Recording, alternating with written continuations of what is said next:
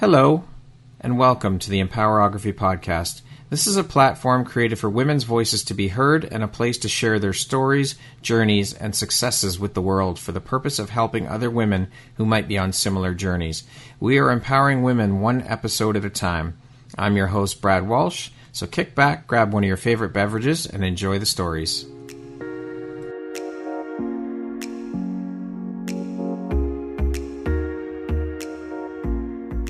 If you're looking for jewelry that makes an impact on your self-care routine and your style, Empowerography would love to offer you a discount code to one of our exclusive partners, Quartz & Canary Jewelry and Wellness Company. Please use code EMPOWER15 to receive 15% off upon checkout at www.quartzandcanary.com.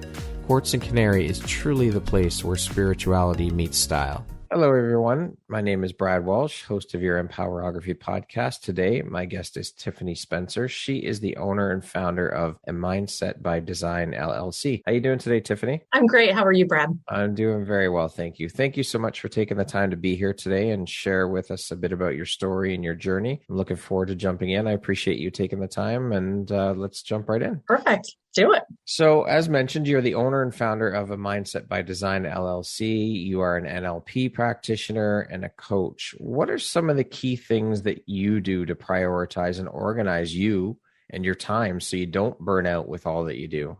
It's a good question, right? So I also want to mention in there that I'm a wife and mom of two girls that are busy doing travel sports. So it's a lot more than just that. So I do have to keep myself organized and prioritized, right? I think one of the things that I do is I really notice how I'm feeling. So if I'm feeling overwhelmed, I'm feeling stressed, I feel just wrapped for time, I really take a second to just anchor myself to the moment. Sometimes in those moments, I'm feeling like I'm living too far from my past, where I'm bringing a lot of stress and a lot of baggage with me, or I'm projecting too far in the future. So one of the things that I really do is I really just ground myself. And I think that helps me just kind of say, okay, what can I do today? What can I affect today that I don't have to worry about tomorrow? So I really filter through those things in the moment. One of the other things I like to do is I really like to journal, and I journal with purpose. It's not, I just puke on paper and stick it in a drawer, right? Because that's what we've been told all these years. So just journal. And it's like, no, I journal with a purpose. And what I mean by that is when I journal, I really write down all of my thoughts and my feelings. I don't try to run from it. I don't try to kind of, curtail what I'm talking about. I just let it kind of all flow. And then what I do is I walk away from it. Right. And when I walk away and come back, I will come back with a different purpose. I'll come back from almost a third person perspective where I'm reading it as if it's one of my girlfriends telling it to me. And when I do that, it allows me to really sift through my emotions and my belief systems and really get to the root of what's bothering me in the moment. I think those two are probably the biggest that I use on a continual basis. Journaling with purpose. I love that. That's great. Yes. You're right. We are told to journal. And yeah, a lot of people do, as you say, just puke on paper and tuck it away, and that's it. So yeah, they don't do anything with it. Yeah. And so, I know for some of my clients, it's like, I tell them to journal. They're like, yeah, no. I'm like, wait a minute.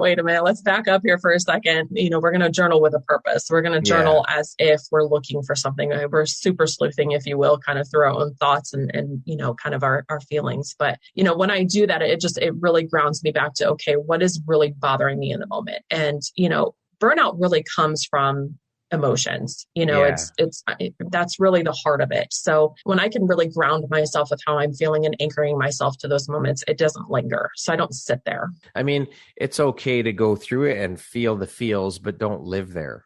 Right? Exactly. And you want to process it. What is really, that's part of the emotional intelligence piece of all of this is that self-awareness to moving to self-regulation, right? I feel this, I feel sad, I feel heavy, I feel burned out, I feel tired. But why do I feel those things? And if it's because I feel like I'm the only one doing something. For example, my husband's doing this, but I feel like I'm doing everything else. Yeah. And then I'll ground myself back to that and saying, am I really doing everything myself? Do I really need to burn myself out with this thought process? No.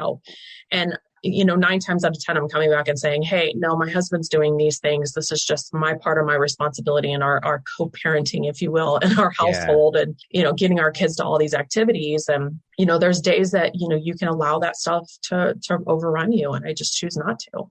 That's the key, is choosing not to. Yeah, correct. What were you doing for a living before you decided to make the jump into entrepreneurship? Can you tell us a bit about your previous life, we'll call it, before entrepreneurship? I don't know if I want to go into all those details, Brad. No, I'm just kidding. My life before I kind of jumped into this, business creating mode was, and I know we're going to talk about it here in just a little bit, but I was very sick for almost 3 years. Prior to that, I have a nursing background, so I am a licensed medical professional as a registered nurse. I have an ICU, CCU background, so I did critical care for many years. And then I decided to leave the bedside and go into sales, which is very rare for nurses because, we have this empathetic, nature about us, but I also have a very type A personality. And so it was a really good mix for me. And so I left the bedside and it became, my first sales job was a clinical consultant. Okay. So it was kind of a mix of both worlds. And so I did that for several years, moved up into an account executive position with the same company. So that was more of a leadership role there. And then after several years of doing that, I was like, I just kind of want more from my career. I ended up making a move to a Fortune 50 company, and that was a whole different bird. I'm sure. Especially being a female in a very male-dominated industry and not coming from just the sales force, but also my clientele. I worked with a lot of vascular surgeons who are pretty much all males. I think I had one. It's very rare for women to go into vascular surgery, and did that for many years. And then I moved up the ladder even higher and went into a regional management sales position. And that's kind of where my career stalled out because of illness. And then I decided, coming through this illness, I was like, you know what? There's so many other people like me that don't have the support, don't have the personal development, the things that they need. And I'm like, why am I not the person to create that? And so that's how we got started. And so how did you find that transition then from the security of obviously a high level job in corporate, in that world, into entrepreneurship? And that's another good question, because I think, looking back, a couple of people have asked me, they're like, would you have done this, if you were in your current role? And I don't think I would have, because I had the safety and security of the financial piece. But coming through this and kind of going through my own struggle, I realized that was not what was important to me. And I think moving into this entrepreneurship, sector has been more purposeful for me, not only for women, but also for men. And, I think moving into this role, and the people that I've talked to thus far, they're like, what you're doing is so needed. And it's the tough conversations. It's the conversations that have needed to, happen for years. And we have them, right? I mean, just in minute amounts, but not something that's been focused. And I think it's a good time now, especially with the transition with COVID. COVID has just shoved us into a whole different realm, right? And so I think, making that jump has been the right time. And I think it all worked out the way that it was supposed to. I think COVID had a huge hand in this type of mindset shift for a ton of people. So many people have left the corporate world behind and gone into entrepreneurship because of COVID, and it's forced hands of a lot of people. And I think that the shift has been so good. I mean, don't get me wrong, there was a lot of loss and stuff like that through COVID, but there has been a hell of a lot of good that's come out of it as well. We have to look at the silver lining of the situation, right? Right. 1,000%. I mean, we can, there has been a lot of loss. There's been a lot of devastation. There's been a lot of, not just personally, but professionally, right? It has no boundaries when we talk about this. And, it has really divided our country in a number of ways. And businesses are suffering from that. But what you're also seeing too, Brad, is that businesses are being exposed, right? Yeah. And what you're finding in that exposure is that all they've cared about, unfortunately, is their bottom line. Yes. There's been such a disconnect from the CEO to the founder to the bottom person on the run, right? Mm-hmm. To the person that works the front door.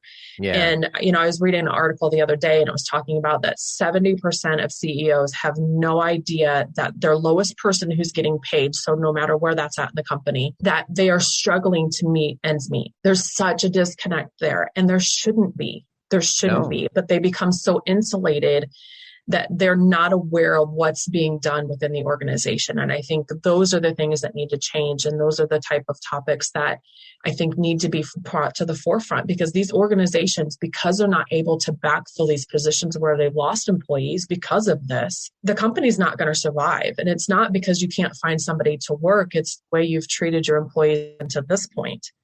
That's exactly it. Yeah. And so you're starting to see that shift. Yeah, it's horrible. It's laughable, actually, because I remember when I worked in corporate, their motto was people first. And I just laugh every time I think about that, because it's complete bullshit. You don't give a shit about the people. Well, it's true. We even in a town hall, I can remember because I felt my job fell under the IT umbrella. And I can remember being in a town hall for the IT of the firm. And the CFO stood up there and said, all of you are replaceable.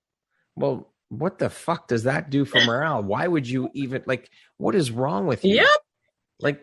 How? But it is laughable. It is laughable. But these are the conversations, Brad, that have happened over the years that we have done nothing about. Nothing. Yeah. And, we're like, oh, well, I've been in town halls with the same thing. It's like, but then 2 days later, they're cutting 50% of the workforce. Yeah, it's mind blowing to me. And I cannot understand how these big corporations have not figured out yet that you would keep so many more people if you showed them that you value them and respect the work that they do and value the work that they do and treat them properly instead of treating them like they're replaceable. The retention would be so much higher. Yeah.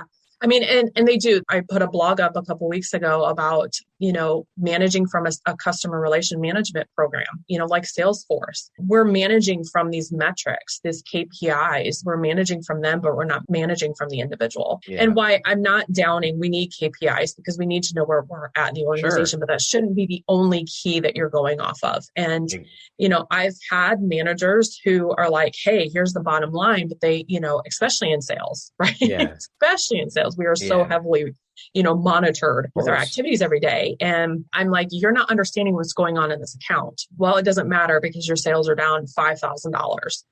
Like $5,000 in the grand scheme of things, when I'm bringing in millions every year, is really, it's a drop in the bucket. The drop in the bucket, and I'm busting my ass for this. And, it was, what have you done for me lately? But you haven't done enough. Yeah. It was like that hamster wheel. And, we have to stop this mindset, and these conversations have to happen. And these leaders of these companies, and this is why I'm really focused on business leaders and entrepreneurs, because I want to catch entrepreneurs coming up, creating these organizations from the ground up. But, these business leaders, there's such a disconnect. And it's very much, you scratch my back, I'm going to continue to scratch my own back. And the hell with everything else. And it's, how can I get up that ladder faster than you? But what they don't realize, it's new level, new devil. Yeah. And what you're finding is that many of these business leaders get up there and it's micromanaging. It's, procrastination. It's shitty work-life balance. They're not going home to their wives. They have sexual addictions. All of these things encompass imposter syndrome. And, they don't want to look at those things because it's considered weak. Yeah. But when you consider 80% of people haven't experienced imposter syndrome in their lifetime, that alone, imagine the productivity you would get out of your workforce with just handling just that. For sure. Offering training on just that. It's mind-blowing to me. Yeah, the shift would be so massive. It would be huge. Yeah. Huge. So, yeah. I digress. Tell me about it, Brad. Can you tell us a bit about a mindset by design and what the objective of the company is? Yeah, absolutely. So a mindset by design really is about shifting your mindset. And what we are doing, and we've kind of alluded to it in just some of the previous conversation we just had, is really helping business leaders and entrepreneurs create healthy companies using emotional intelligence. And what we're doing is really putting the necessary pieces of the emotional component of the employee at the forefront. And we want, healthy companies from a mental standpoint, from a physical standpoint, right? It all interconnects. Yeah. And, that also, what people don't understand, and maybe they do and they just aren't doing anything about it, is it doesn't just, affect your professional life, it affects your personal life. And so we're really about creating that mindset. You get to design what it is. And so, it's really that shift in thought process. And mindset is the biggest piece of the whole puzzle. It's everything. Mindset is everything. It is everything. And I think for the last couple of years, it's been a very overused term, if I'm being 100% honest. Yep. But everybody recognizes the word mindset. That's right. So you're right. It's such a catch-22, right? And I think we've had coaches out here that have talked about mindset, but they say, oh, well, you have to think better, or you have to, you need to do some affirmations. It's all bullshit. I'll be honest with you, because if you're not truly changing the belief systems that are sitting behind why you feel the way that you feel, affirmations will not do shit. Very true. It only affects the 5% of your day. If you're doing an affirmation, I'm going to think better today. I'm going to have a better day today. This is going to go great. That's only affecting your conscious mind. You have to really dig a little bit deeper. And that's really the goal of a Mindset by Design, is giving you actionable tools to change your thought process, to rewire your thought process, not just think differently, but actually rewire the connections that you have sitting behind that computer system in your brain. Well, that's it. You have to look within. And that's part of the problem, is that so many people don't want to look within because they're scared of what they'll see. And as we said, mindset is a huge piece of it. But I think everything, the foundation of all of it is self. 1,000%. It starts there and then just emanates out to all the other pieces of that puzzle. Yeah. I mean, think about the movie Wizard of Oz, right? Yeah. Who is behind the curtain, right? Yeah. I mean, you think about that movie and it's so, it depicts a lot of, we don't want to see the man behind the curtain or the woman behind the curtain. That's right. Right. And it's this little person inside of us who's just struggling to get out. And I know it seems so, just far-fetched, but it really is true. And, I didn't realize it until like I said, coming through this, is that I really never listened to that inner critic. The inner critic was so loud, and sometimes I would shove her to the side and sometimes I would let her take a hold of me. And, I never really had balance. And, it was that man behind the curtain. And sometimes revealing that person can be the hardest thing you go through, but almost the best rewarding thing you could ever do for yourself. For sure. So what are your goals? What are your long-term goals for a Mindset by Design? Long-term goals is really creating my own organization, my own healthy organization, if you will, on going into companies, whether they're already established, looking at the corporate entity and really working with personal development courses, offering them an array of things that they can do with their teams, not just these one-offs like, hey, I'm going to teach you how to time manage time block today. Why, that's great. We want to offer more than just that and just quit ticking the boxes. So, the goal is to get into organizations and really start creating change, making change, forcing them to deal with some of these hard issues. The second aspect of that is working with the entrepreneurial space. We have a massive shift of people leaving the corporate workforce and going into this entrepreneurial space, but they're working off the same belief systems and same corporate structure, whether they choose to, acknowledge it or not. They haven't deleted that program yet. Yeah. So I really want to start helping them create healthy organizations instead of, hey, we have to run it this way because this is what my company did. I'm just going to do it a little bit better. We want to change that shift, because then we start creating all of these other companies that are coming behind it and we're not making the change. They're have to make that change. They're just doing the same thing. The definition of madness, right? Yeah. Yeah. And so we have to kind of delete that program and say, hey, wait a minute, you can offer mental health days. What if you took one day a month and gave your employees the day off and gave them a mental health day? What would that do for your workforce? Oh, it would change in leaps and bounds. Yeah, just giving them one day off for no reason. You know what? Or they get to choose what day they want off. Hey, I'm going to take this Friday off because it's a mental health day. I'm going to cash that day in. Yeah. Perfect. You know what? But companies refuse to do that. They don't want, because they can't micromanage it. I guess too, part of it, I think, because I saw it in relation to sick days. So we had, when I was working in corporate, we had 10 sick days a year. And it got to a point where the company said, you know what? This is ridiculous. There are so many people taking advantage and exploiting this. So they shifted it. They changed things. And no, you don't get 10 sick days anymore. That's it. We're removing it because the people were taking advantage. So maybe part of that concern is that they're worried that people will exploit it and take advantage of it and use it not for the purpose that it's set out to be. But I think the majority of the people would use it for what it's meant to be. But of course, there are always going to be those people that take advantage and try and fuck the system and use it. 1,000%. You're going to have those. Yeah. You're going to have the one-offs, but let's take that even a step further, Brad. Yeah. Why are they needing to take so many sick days? True. Are they under a lot of stress? Under a lot of pressure? Are we looking at those things? And I think we fail sometimes to look at why an employee is doing something. Yeah. Maybe they just need it. Maybe they're in a high pressure environment and you know what? They get up and their bodies are so stressed. They're like, I just physically cannot fucking go there today. Yeah. Yeah. You're right. I just cannot. And when you literally take that step back, these are the things that's that next level, right? It's the next level that we have to look at. And maybe they're not the right fit for the company. You know, that's a possibility too. Very but true. we just want to cut everybody off. Nobody's getting sick days anymore because everybody's abusing. Yeah, exactly. Because of a few bad apples. Let's screw everyone else over. But have you looked at why they're doing it? And a lot of companies do not. But their employees are not, they don't feel safe enough to even say that. Hey, you know what? I'm just calling in sick today because I just need a mental health day. Yeah. That conversation is not happening right now. Oh, for sure. For sure. I had a friend of mine that I worked with. He worked in a different department than I, and he suffered from anxiety. And he got so much grief because when he was suffering from an attack or what, he would go into a room. Obviously, no one else was in the room, and he would just sit in there and just try to get himself out of it.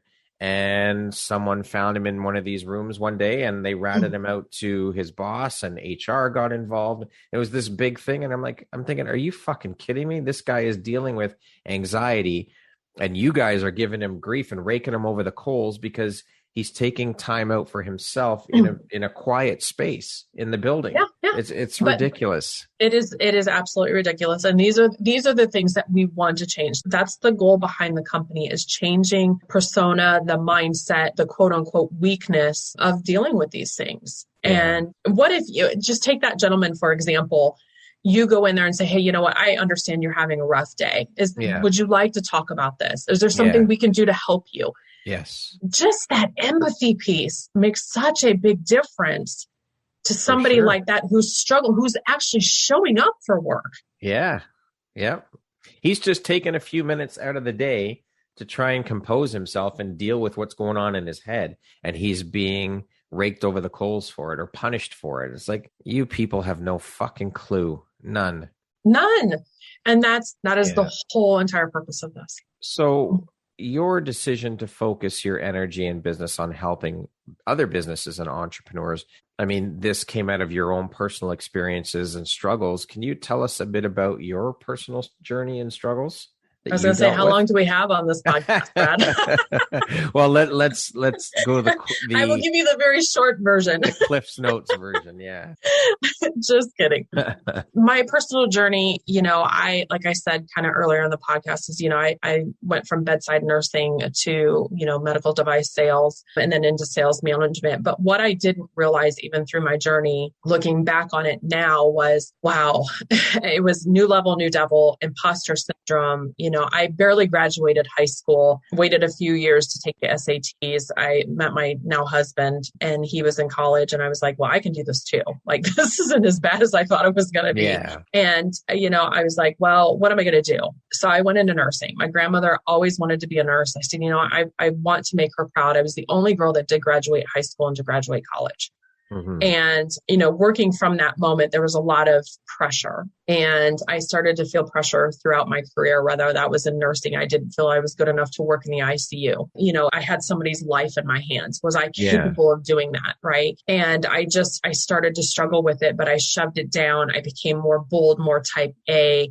I became more outgoing, hoping people wouldn't find out. And I started to really doubt myself in moments. And even though I was more than capable of doing the job, I just started to have those light bulb moments of like, this just doesn't feel good, but I'm just going to shove it to the side. I can't think like that. And, leaving bedside and going into sales in a very male dominated industry was another mind-fucking moment, I'll be honest with you. I had great management. I was very supported on that end, but I still had that internal struggle. I couldn't tell anybody about it, especially being a female. It was like, you're going to be seen as weak. You cannot do that, especially in sales, right? Sales, you have to have that killer mentality. I was told throughout the beginning of my career that nurses can't sell. That was part of the reason why I couldn't move from a clinical position to a sales position, is because nurses couldn't sell. But I was the top paid clinical consultant in the company and still couldn't get promoted. And it was just like, I kept facing all these barriers. And when I finally got the position, when I finally got a chance to interview for the position, my interview was 5 minutes long. 5 minutes? I drove there for 2 hours for a 5-minute interview. Holy shit. And drove 2 hours back. It was like, yep, we don't doubt you. We know what you're capable of. Here you go. Wow. Okay.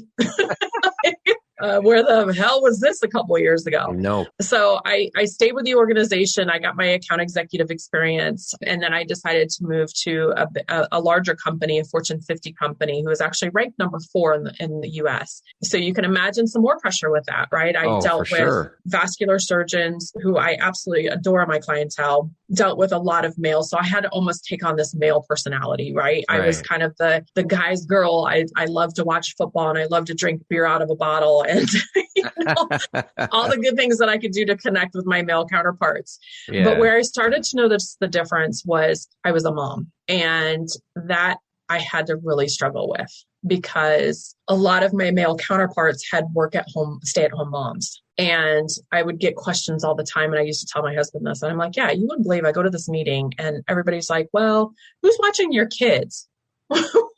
What do you mean who's watching my kids? My husband?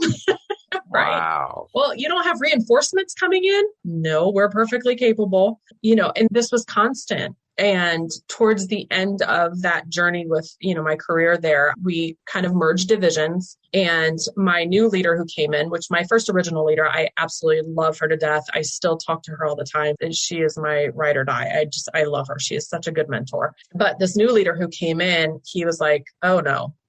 She's a leader. I was doing team leadership stuff. I was in charge of all of that within my division, with external divisions. I was top in sales. My first year there, I made almost $600,000 in a territory that didn't perform in 10 years. Holy shit. And I did that pregnant. Oh, wow. So I was very good at what I did. But what I started to notice was there was such a discrepancy in how I was being treated as a mom and as a wife in my territory with my new boss. And so much so that I was getting accounts taken from me for absolutely no reason. And my last conversation with him was right before I left for a cruise with my family. I was at the airport, and I remember this like it was yesterday. And I remember getting this email that came across that said, hey, I'm going to give this account to your counterpart because I'm afraid you're not going to be able to meet their expectations. After you've proven yourself. After I've proven myself, I'm like, what the fuck is this? Yeah. Now, my counterpart lived 40 minutes from this account. I lived 5.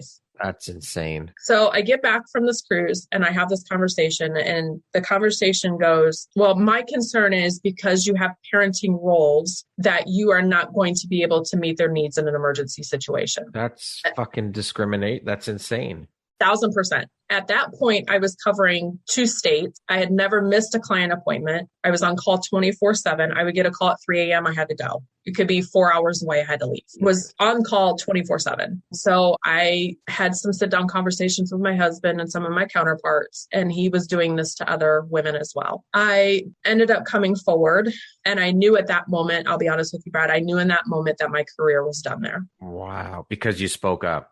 Because I spoke up. And I was given another manager. He ended up leaving the company. He resigned before he was fired. Comes to find out he had done it to 14 other women. It wasn't just me. Holy shit. And so coming forward, I get another manager that comes in, and then all of a sudden it's like, oh, you're not going to get the best of me. And it was an immediate, I felt it immediately. And it was like, I'm not going to let her do this to me.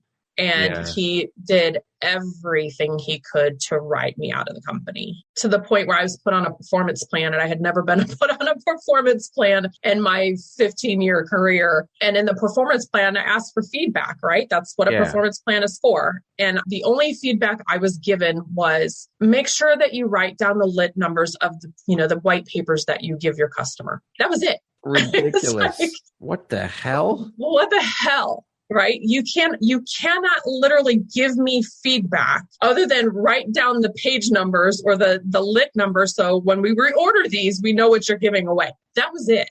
And I knew in that moment I was being targeted. Yeah. And performance managing you out. Yeah, very much so. There was nothing I was going to be able to do to get out of that. He was riding with me every other week. He brought up my numbers, and we were driving back from an account. He got frustrated with me, threw his papers in my dashboard as I'm driving 65 miles down the interstate.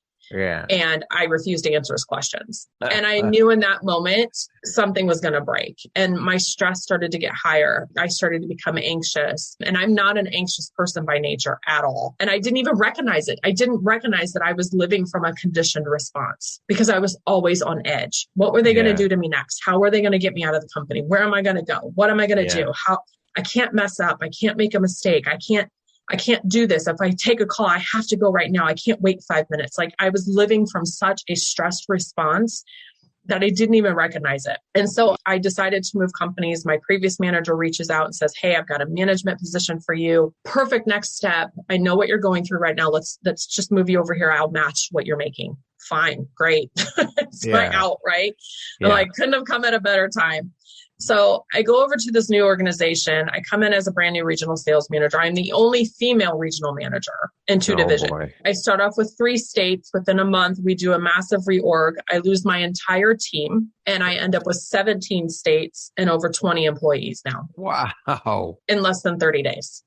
Holy shit. With no corporate training whatsoever. None. No personal development, no product training. Hey, just get in there and manage people. Okay. What? As my head's spinning, and I can't. And by the way, you've got to clean up the mess from the previous shit that we had. And my mentor, who brought me into the company, also got let go that month. Oh, man. So I had no parachute. Jesus. Within 2 to 3 months, I woke up, I was just not feeling myself, and I started having panic attacks. I was having 10 to 15 panic attacks a day.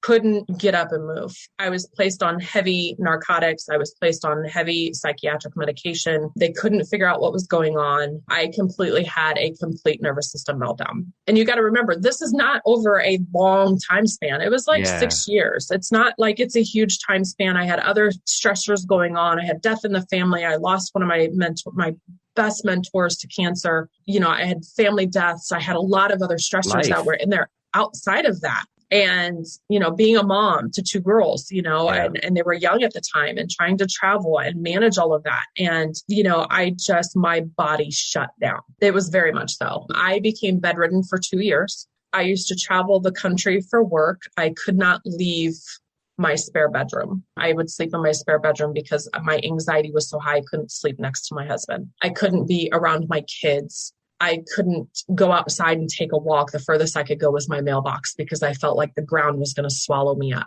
And I was completely dysregulated. A month after this started, I ended up in a psychiatric hospital for a week for trying to commit suicide. Jesus. Which was not my personality at all, which was side effects of the medication that nobody realized. In the mental hospital, they cold turkeyed me off medication, doped me up on others. I came home, took myself off of everything except for one, because at the time I was like, I don't have any other coping tools. I have no other strategies. I don't know what's wrong with me. I was diagnosed with over 50 different illnesses, including Lyme disease. I had celiac disease. I had gut issues. I had hormone issues, you name it. I was placed on tons and tons of supplements, tons of medications. I still couldn't get out of bed. I couldn't cook. I couldn't take showers by myself. My body just completely said, fuck you.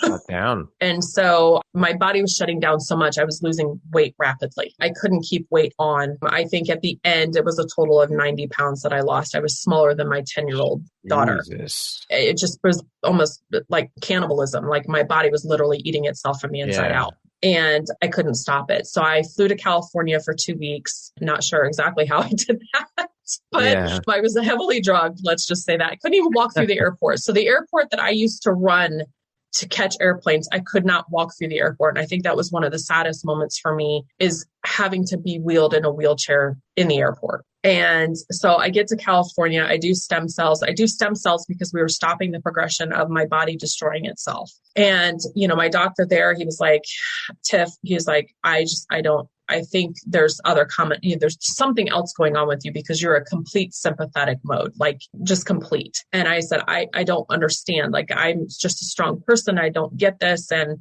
come to find out, part of my problem was the medication I was on. It threw me completely into sympathetic mode instead of doing the exact opposite of what it was supposed to do. And so I started to withdraw myself with his help. In February of 2018, I believe it was, 18, I had to do 18 days in outpatient detox to come off of this medication safely so I didn't have a seizure and die.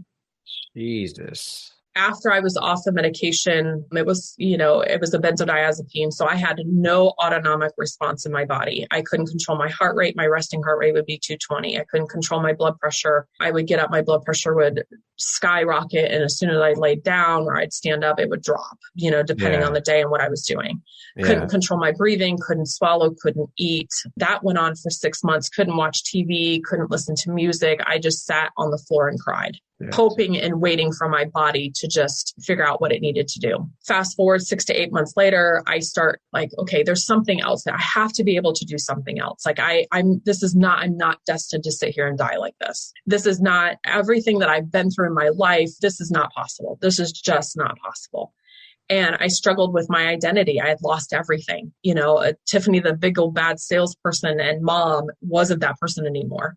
And I had no identity. I could walk past a picture of myself and I didn't recognize who she was. She didn't exist to me. And I had to rewire my entire nervous system from the ground up. And that took a lot of time. No doubt.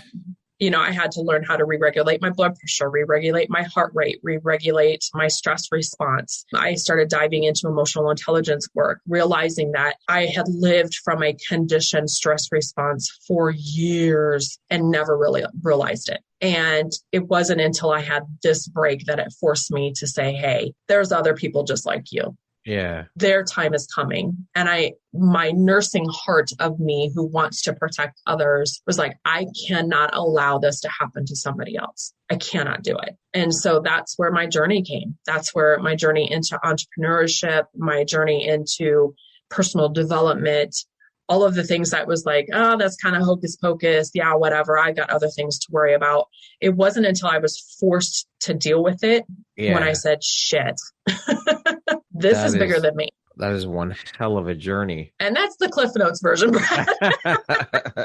So how have these experiences helped shape the Tiffany you are today, do you think? I think the Tiffany I am today, is I don't sweat the big stuff anymore. Like everything was so serious. Oh, I've got to be on time. I've got to do this, got to do this. And while I still do those things, I still am on time. I try to be early. I don't sweat the big things anymore. I'm more in the present tense. I don't project too far ahead. I don't live from my past anymore. I've learned to let those things go. Again, it's not just thinking better, but I really had to do that, pull the curtain behind myself and look at myself in the mirror. That deep, dark work that dark night of the soul type of work that has to happen. And it's not easy. It is not easy at all. Reframing your belief systems, changing your thought process, looking at things from life is an illusion. Yeah. And I think when I started to realize that things that were happening were really not happening the way that I thought they were sometimes, really messed me up. Sure. Now I can look at a situation and say, okay, I'm standing in my body. I see this conversation from my angle, but I can see their angle. I can see their angle. Like my viewpoint is no longer just in my body. My viewpoint is 50,000 feet above me. And so, that experience shaped me into dealing with people so much differently than I did before, including my spouse. My spouse didn't do any of this work. My kids didn't do any of this work, but their responses to me changed because my responses to them changed. Yeah. And so we have a much healthier relationship. And, I think just overall, I was able to keep the good parts of me, if you will. Yeah. And let some of the old parts of me go. And it was okay to let that go. And that's the biggest part, is realizing that it's okay to let go. Yeah, it really was. And I didn't have to hold on to her anymore. What drives or motivates and inspires you to keep going and to keep pushing and excelling at all that you do? I think, I have a lot of one-on-one clients that I coach. I think what motivates me, inspires me so much is seeing them with those light bulb moments and seeing them. And I know it sounds so cliche because a lot of us have the same thought and feeling too when we're, creating our businesses and see the change within people. But, I think it inspires me because it shows me that my story was not in vain. What I went through had a purpose. In those moments where I laid in, those moments I laid in bed wondering if my life was ever going to be the same again, being able to push myself out of the depths of hell that I wouldn't even place a prisoner in, that mental prison, being able to see and prevent somebody else from going through that motivates me. And that light bulb moment of saying, shit, you know what? I am living from a stress response. We go to the doctor and they say, well, you need to think better. You need to relieve your stress. Well, what the fuck does that mean? Yeah. Right? What does that truly mean? Yeah. I'm just going to go home and I'm going to take an extra nap, or I'm going to get 5 hours of sleep instead of, 4 hours of sleep. Yeah. That's not the work that needs to be done. In order to get your stress under control, you have to work on your belief systems. 1,000%. And it's not talked about. Very true. I want to touch a little bit on, because you have mentioned a few times now, you were the sole female in a male dominated industry. So I come from a corporate background, as I've mentioned, and I've seen the mindset and behavior of the old boys club mentality when it comes to things like equal pay for women and women in C-suite level positions, not enough women in C-suite level positions in these big corporations. And it's this whole 1940s mentality that still exists in the year 2021. And I think it's ridiculous. But I think that as a result of COVID, and as you and I spoke briefly about it before, is that there's been a lot of good that's come out of it. So I think we're starting to see a shift in mindset with a lot more women making that jump into entrepreneurship. So what are your thoughts on the landscape of entrepreneurship and when women run businesses? Well, obviously you're seeing a change in that, right? I mean, you're seeing a lot of women starting to run their own businesses because they don't want the glass ceiling there anymore, right? But part of that glass ceiling is self-imposed. We tend to self-sabotage sometimes with the glass ceiling. And I think that's not talked about as often. It's like we want to break through this glass ceiling and we play victim mode with it, but yet we don't see that we self-impose it sometimes by the boundaries that we put on ourselves. And I think you're starting to see women maneuver through that, where they're more outspoken. They're willing to take risks. They're willing to take chances. They're willing to start their own companies and kind of, start by their own rules, which is great, which is what we want to see. But at the same time, are we doing the mindset work behind that to support those women that are changing? True. The glass ceiling thing, though, I mean, in the corporate world, that is really there. It is absolutely there. Absolutely, that's not self-imposed there. So how do women break through that in the corporate? There's no way for them to break through that in most cases in the corporate world. I think for women, we need to stand up more. And what I mean by self-imposed is we're not as aggressive as we should be. And I saw that in my own industry, right? Yeah. I put a glass ceiling above me because I refused to speak out until I did. I limited myself from progressing further in my career by not standing up. So that would be the key then, is part of the key anyways, is for women to start speaking out, using their voices more to continue to break these glass ceilings or shatter these glass ceilings and break these barriers and change the way of thinking. Absolutely. I think there's definitely, there's definitely a gender. Obviously, we've been through this for years, right? Yeah. But I just don't want women to live from a victim mode of saying, well, there's men above me. I'm not going to be able to do anything about it. Right. And that's what I don't want women to do. Yeah. I want women to start using their voice. I want them to break through those ceilings. I want them to not be playing small anymore. And I think you're starting to see women change from that. For sure. I've definitely noticed a change in the last year and a half, just through this platform that I've created and speaking to all these different women from all different walks of life and careers and businesses. It's incredible to see the shift. And I can only hope that it just continues to further and a little bit quicker, because it's not, I mean, women have been in that position for so long because of men the shift isn't happening quick enough in my mind. And I mean, I guess some progress is better than none, but I think it needs to be furthered quicker. I would agree with that. And I think, like I said, you're seeing that with women switching over to the entrepreneurial side of things. Yeah. And I think that that's their shift. Instead of battling the men that are at the top of the building, they're creating their own building, right? Yeah. And so you are seeing that shift. Yeah. Yeah, exactly. And so, when I say self-imposed, I don't want that to be, hey, I'm doing this I'm doing this to myself. Yeah. There are components where we do limit ourselves, right? For sure. And there are components where it is being limited for us. Yes. But I think when we look at it as a whole, we have options. And I think women before didn't think that they did. Yeah.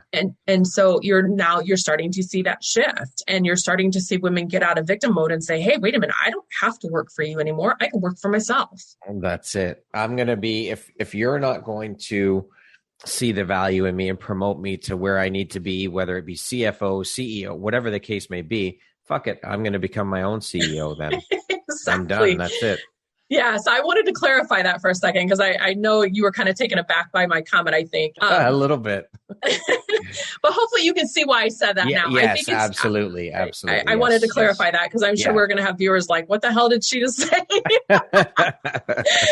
I think that we're breaking through those barriers. And I think, like I said, we're not limiting ourselves anymore. And I think sometimes we've played so small that we've limited ourselves and not thinking outside the box and seeing that we do have more options than just this.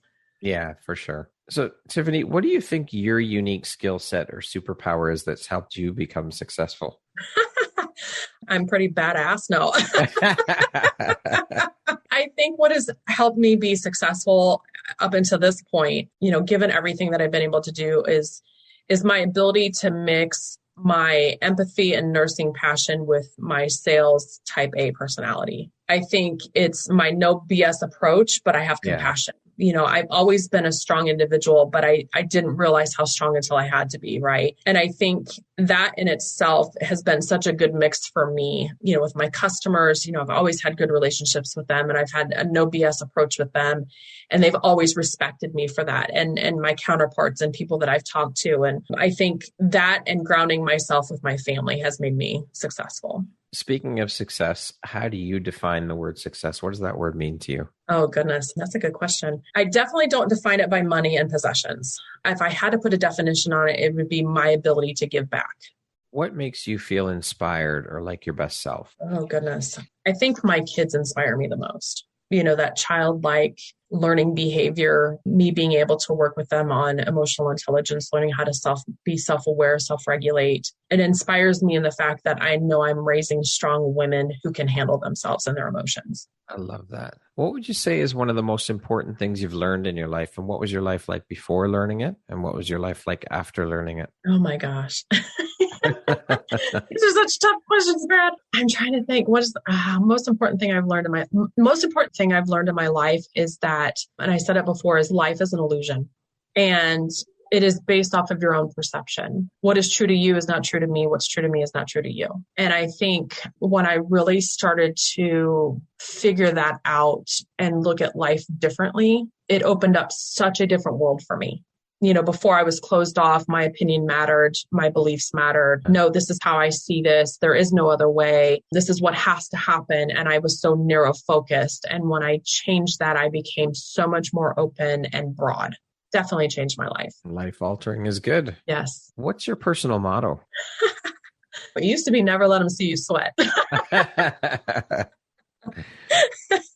I think my personal motto now is get up, dress up, show up, and never give up. My mentor who passed away from cancer, that was one of the first mottos that he gave me was, Tiff, you get up, you dress up, you show up, and you never give up. And I, throughout my illness, when I was sick, that was one of the things that I would revert back to is that moment in time when he told me that. And I was like, if I do nothing else today, get up.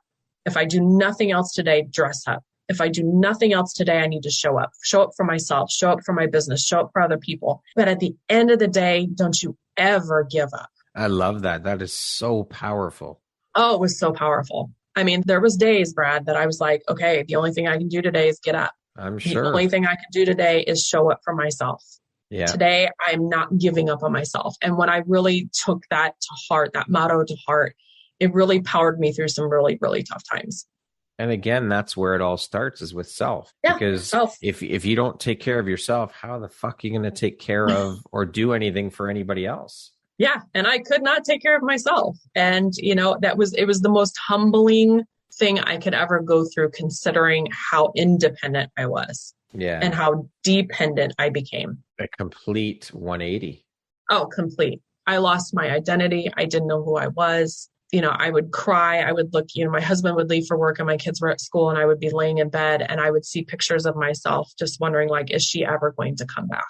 So speaking of power, what does the word empowerment mean to you? I think empowerment to me means enabling other people to do better, not just myself, but enabling other people. Now that I have tools to empower myself, I really want other people to learn them as well. And that is a collective, right? I mean, when we empower each other, just think of the magnitude of that. Oh, yeah. Community. You cannot lose with community. Everybody wins when we all help and support one another.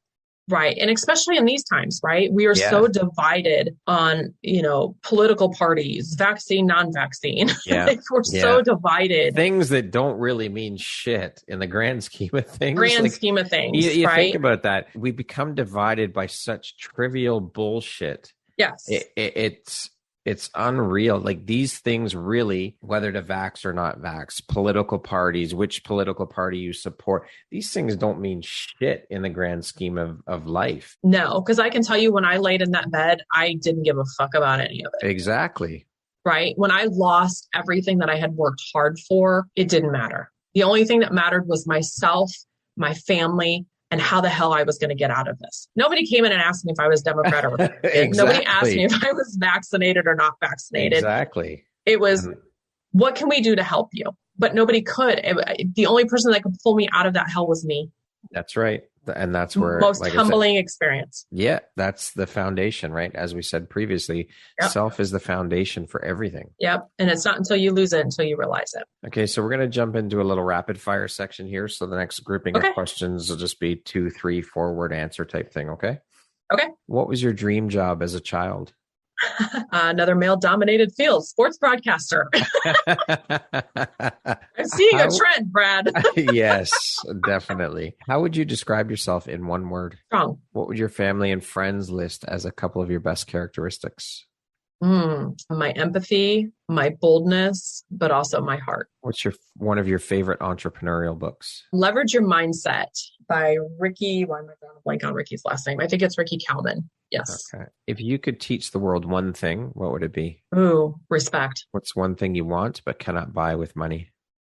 Gosh, I don't know. I would say just belief. If you could change one thing about the world, what would you change? Our ability to not judge others. If you came with a warning label, what would yours say? She shoots straight with no BS.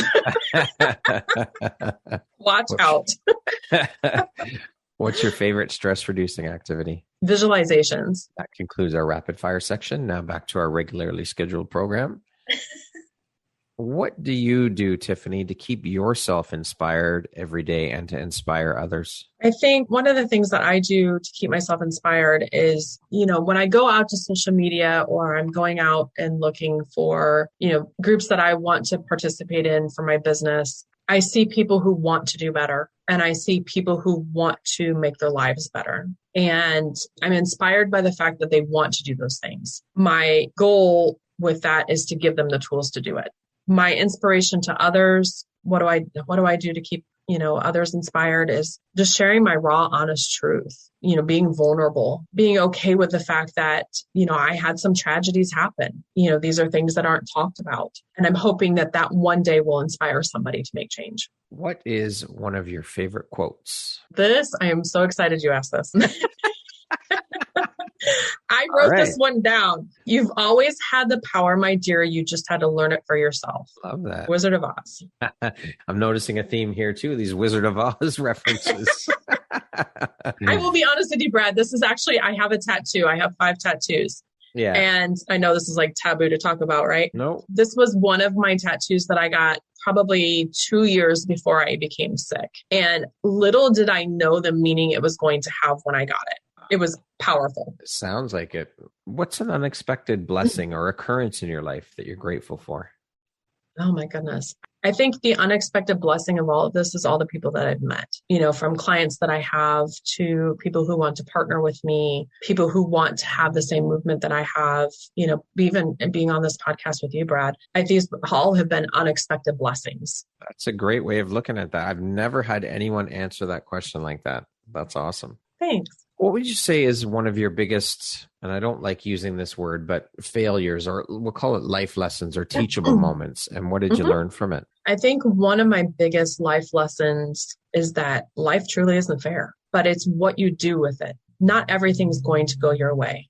There's going to be moments we sit in victim mode. There's moments that things are going to affect us unbelievably so that we are beside ourselves. But I think I have learned, and I'm learning and continue to learn, how to take the best moments out of those life lessons or failures and turn it into something positive. And that right there is the key, is to flip the narrative on it and take the good out of it. Just like you and I spoke before we even got on air, and we talked about it on air too, is the whole COVID situation and the silver linings, looking for those silver linings in the bad. Because again, there's been a ton of bad, a ton of loss, a ton of grief and all of that, but you have to flip the narrative and look at the good that's come out of these bad situations too, because if you don't, you'll end up down a very dark and deep rabbit hole that will be very hard to climb out of.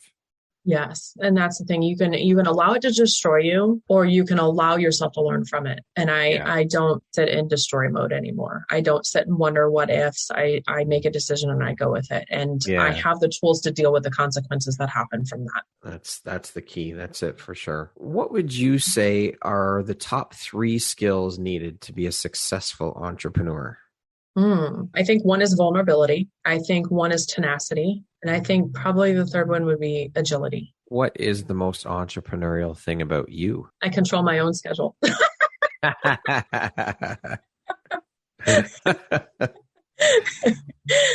think one of the biggest, entrepreneurial things about me is my ability to network. I did a lot of that in my corporate business, but, I think moving over to this space is my ability to see that sometimes you need to collaborate with other people to make yourself stronger. And, sometimes you have to kind of step outside the box a little bit. And I think that, my ability to be able to do those things and navigate that world, that's where the agility comes in as, kind of one of the top 3 skills. Is being agile in your business, I think are probably one of my biggest. Tiffany, what does the best version of you look like when you close your eyes and imagine it? Oh, this is a good visualization. I think, when I close my eyes and I think of this best version of me, is I'm teaching others and I'm really empowering other people to better themselves. I know we have a lot of coaches in the industry that are doing that, but I really want to do it from a mental, physical standpoint. And I want to see people be mentally healthy, physically healthy. And I want to see businesses survive. That's how our economy grows. I want something left behind for my children. And I'm sure our viewers do too. And it starts with us. For sure. And, it's starting with me. If you could go back, Tiffany, and give your younger self one piece of advice, what would that piece of advice be? You don't have to believe everything you see and hear. In all honesty, I would say that because I built so many belief systems on things that happened in my childhood, right? Trauma doesn't have to be this huge event. It can be something so small that, a negative life experience. And I think I believed in it so much. And I believed in what people told me and what people projected on me. And I think if I could go back and give my younger self some advice, it would be like, think for yourself. That's key for sure. Lastly, Tiffany, if you were to deliver your last 30-second speech to the world, what would that last 30 seconds sound like? What would you say? Oh, gosh. In order to live a full life, you have to learn to be self-aware and learn how to self-regulate. That is the key to a stress-free life. And you have to know yourself first before you can know anybody else. Amazing. Thank you so much, Tiffany, for taking the time to be here today and share your story and your journey with us. You are incredibly inspiring with all that you've overcome and all that you've managed to do and where you are today. I appreciate you and just I'm in awe of all that you've been able to accomplish. So thank you so much for being here and sharing that. I appreciate you. Brad, thank you so much for having me. And I appreciate what you're doing. I mean, you're allowing us to have a voice, and, that's an empowerment piece, right? That's exactly right. With the name of the podcast. And I appreciate you giving us a platform. I mean, this is so outside of the box for us. And I know you've been doing it for quite a long time. So I appreciate just being able to be a part of it. Thank you. That means a lot to me. And it's nice to hear that it's appreciated. And I love doing this. I love sitting down and having these conversations with all of the incredible women like yourself and learning about what you women have been through and your stories and the adversity and the struggles that you've been through and the successes that have come out of these adverse situations and these struggles. It's so inspiring. I honestly pull inspiration from every single one of your stories. So I appreciate each and every one of you. It's amazing that I get to do this and I love it. So thank you so much. Thank you. It's been an honor. Once again, my name is Brad Walsh, host of your Empowerography podcast. Today, my guest has been Tiffany Spencer. She is the owner and founder of A Mindset by Design, LLC. Thanks so much, Tiffany. I hope you have an amazing rest of the day. Thank you. You as well.